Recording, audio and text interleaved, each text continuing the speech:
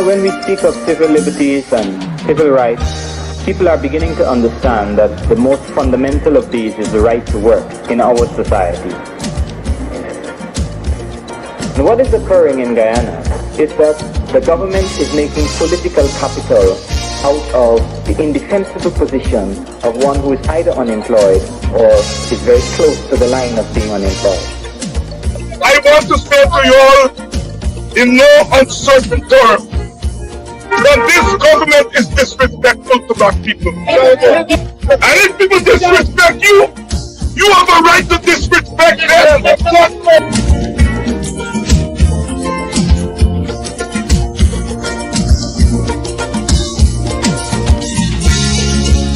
I am saying now that we have started, now that we have come together, do not sleep.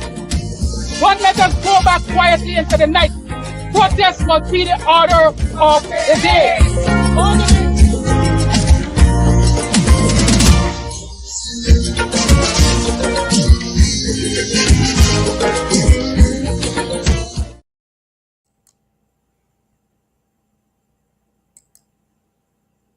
Many years it took.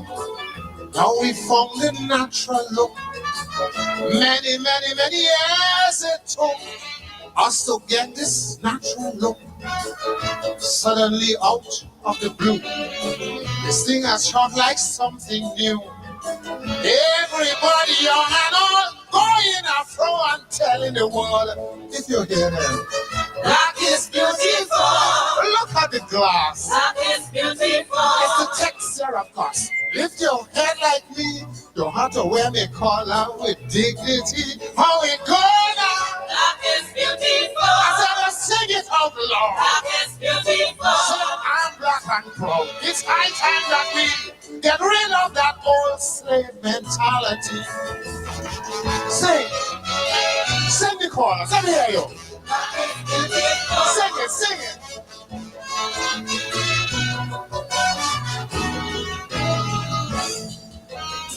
It's quite important, simple though it seems. We have achieved what once was thought a dream. We have been imitating in the past. Now we have found our very own at last. No more hot coke to press the hair, and no more bleach cream to make us clear. Proudly I say, without pretext, no more inferiority complex, because we know that black is beautiful. Look at the glass. Black is beautiful. It's the texture, of course. Lift your head like me. You have to wear me collar with dignity. How it go now? Black is beautiful. So sing it along. Black is beautiful. So I'm black and proud. It's high time that we get rid of that old slave mentality. Sing it. Black is beautiful. Everybody sing it. Black is beautiful. Sing it.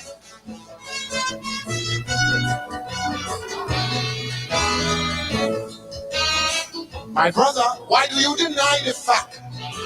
When someone says that you are black, your skin is very clear, I do agree. But don't you know you're a black man just like me? There is no in-between in race. You've got to find your rightful place. Living a life no pretext shows your inferiority complex. Don't you know that? Black is beautiful. Look at the shine. Black is beautiful. It's yours, it's mine. Lift your head like me. You have to wear the collar with dignity. How it go down? Black is beautiful. I said, sing it out loud. Black is beautiful. So I'm black and proud. It's high time that we get rid of that old slave mentality. Higher. Black is beautiful. Black is beautiful.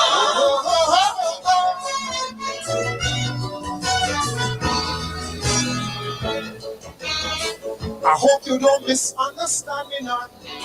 I'm not comparing us with anyone.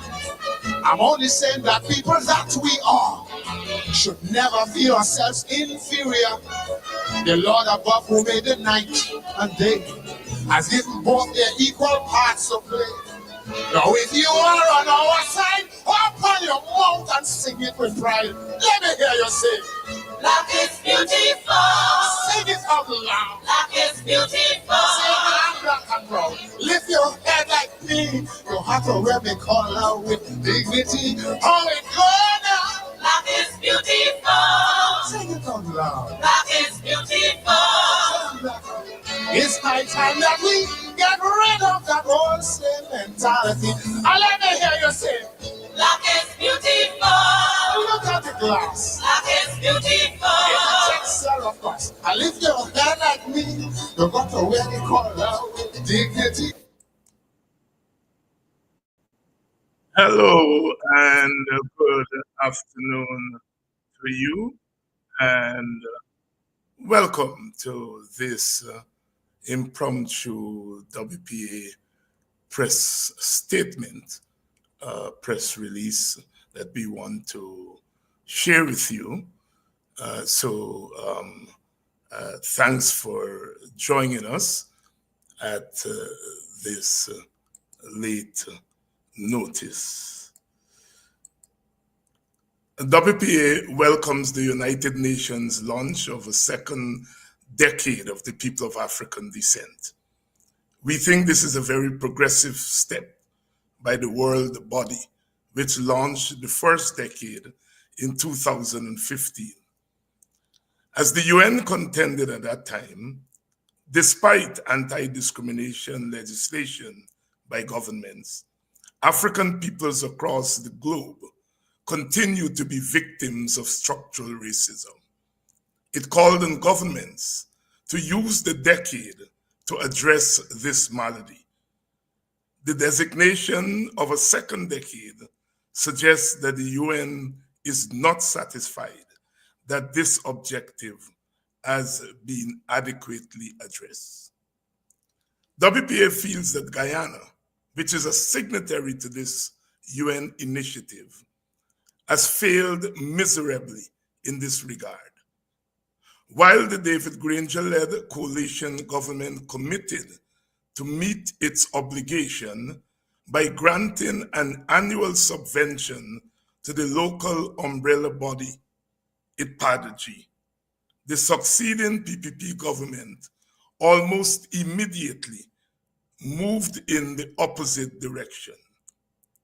It withdrew the subvention on the unproven and downright false grounds that IPADG was misusing the funds. The government failed to separate its partisan politics from the larger responsibility of the state of Guyana to honor and respect the right of its individual ethno-racial groups to recognition, justice, and development as mandated by the UN. The PPP government, which coincided with the second half of the decade, appeared to be tone deaf on the matter. Instances of extrajudicial killings of African Guyanese men continued, even as resistance to government's arbitrary acquisition of African Guyanese lands was met with brute force by the police. On the economic front, African Guyanese workers, particularly those in the public sector, have been denied a living wage in the midst of the country's increased revenues from the oil windfall. In the meantime, the government turned a blind eye to the documented imbalance in the distribution of state resources to the country's ethnic groups, with African Guyanese lagging far behind other groups. Instead of working with IPADG to realize the goals of the decade, the government sought to divide the African Guyanese community by setting up parallel and competing groups with the overt blessings of the ruling party. The first UN-designated decade, therefore, ended with no discernible shift in the status quo, In fact, the government went to pains to contend that structural discrimination against African Guyanese does not exist. This in the face of documented evidence and historical truths about the consequences of slavery and colonialism on African Guyanese, who were the prime victims of these inhumane systems. WPA condemns the government for this gross insensitivity towards one of our major ethnic groups. We feel that the government's action, coming from a ruling party whose composition and support base are derived from a competing ethnic group, is ultimately unhelpful to national cohesion. Against this background, WPA urges the African Guyanese community to aggressively take steps to ensure that the second decade yields better results. Ultimately, as the African American freedom fighter Frederick Douglass warned, power concedes nothing without a demand. Second, we call on African Guyanese and their organizations to become overtly political in their activism. Separating cultural activism from politics is foolhardy. Slavery, colonialism, and neocolonialism were first and foremost political in their orientations and practice. Third, WPA also calls on the government to honor its obligations to its darkest citizens who have disproportionately suffered as Guyana evolved. Fourth, as the second decade begins, we demand a reinstatement of the subvention to IPADG. Fifth, we urge the government to immediately include African Guyanese history in the school curriculum. Sixth, we call on the University of Guyana to begin work towards setting up an African and African Guyanese department at the university. Seven, we call for the setting up of an African Guyanese task force with the express aim of recommending initiatives to the government to break down the walls of structural discrimination and racism in Guyana. Eight, we demand that the government begins forthwith a process of racial equity in the distribution of state resources. Finally, WPA salutes IPADG for the sterling work it continues to do in the face of government hostility and urges the organization and its officers to stay the course. For us in the WPA, IPADG is our organization of the decade. End of statement. We want to say that we have issued this statement because we feel that given the multi-ethnic nature of our society, that it is imperative that the government pays attention to the mandate set out by the UN. It is no accident that the UN has designated 2 decades to this issue. We note that they had previously dedicated 2 decades to the Amerindian or indigenous peoples. Those 2 decades were justified. And so 2 decades to African Guyanese are justified. African Guyanese came to Guyana against their will. They were brought here in chains, in shackles. They were made to work without pay for over 200 years.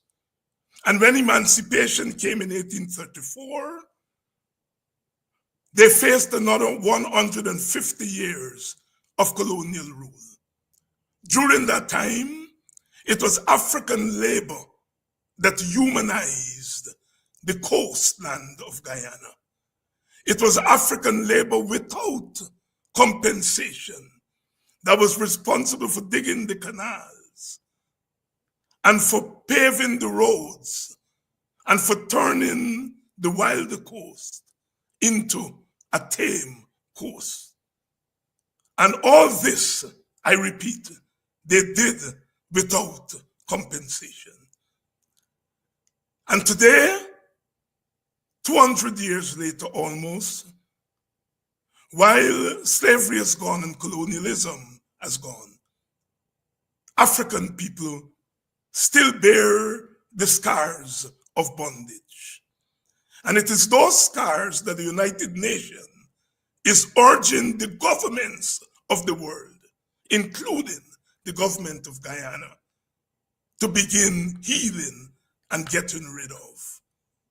And so therefore, the state of Guyana has an important role that they must play in ridding Guyana of structural racism against African Guyanese. That our teachers, our public servants do not get a living wage is partly the work of direct action by the PPP, but is partly historical and structural. We were driven from our farmlands, driven from our businesses into the public sector. We taught Guyana, we nourished the Guyana, we kept Guyana in good health. We dug the canals for Guyana. And so therefore Guyana owes the African Guyanese not charity. They owe the African Guyanese repairing, healing the scars of bondage. And so therefore, as we go into this second decade, WPA feels that meeting the demands of the decade must be at the very top of the national agenda. The People's Progressive Party, which by maybe accident of history is an Indian Guyanese-based party. And when it is in government, it has more than a passing responsibility to be sensitive to the condition of other ethnic groups, including African Guyanese. That they have not been sensitive to the condition of African Guyanese is the crime of last century and this century. And that crime must be arrested. No longer must the PPP be allowed to dictate to African Guyanese. WPA says that if we are going to hold together as a cohesive nation, as we must, then paying attention to the African Guyanese condition is imperative. And it is in that spirit that we welcome the second decade. And we urge African Guyanese, wherever they are, and also other ethnic groups, to put our shoulders together and get on with this project. We now have wealth beyond our imagination. And the distribution of that wealth will become a contentious, has already become a contentious issue. And so therefore, we must together work to make this decade, this second decade that begins this month, a more fruitful decade for removing the scars of bondage from the African Guyanese psyche. When the scars of bondage from the African Guyanese psyche are removed, the scars of bondage will also be removed from all of Guyana. WPA salutes ITPADG again, and to say that ITPADG, which represents over 75 African Guyanese organizations, must stay the course, continue to do the work that history has bestowed upon them. We urge those African Guyanese organizations to continue to sing and dance. But if must you sing and dance, you must recognize that it is true political activism, not partisan political activism, but a political activism that is geared towards the liberation of the group as an oppressed people. That our organizations must become more overtly political. As we said in the statement, Frederick Douglass reminds us, power concedes nothing without a demand. Do not allow the PPP and its government to continue to tear us apart, to continue the attempt to drive us apart, to divide us. Let us together make this decade a fruitful decade for African peoples and all the peoples of Guyana. I thank you all so much for tuning in at short notice to this short press conference, if you will, this short press statement, if you will. And please do share it widely. Thank you all so much for being with us for this short intervention.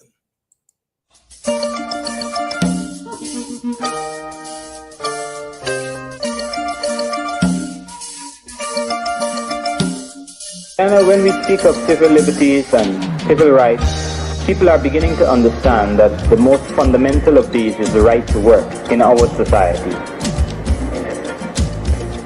And what is occurring in Guyana is that the government is making political capital out of the indefensible position of one who is either unemployed or is very close to the line of being unemployed.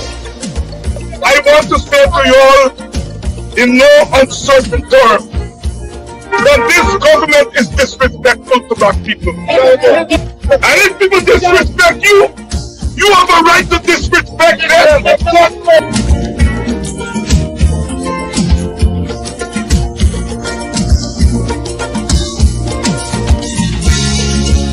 I am saying now that we have started, now that we have come together, do not sleep. Don't let us go back quietly into the night. Protest must be the order of the day.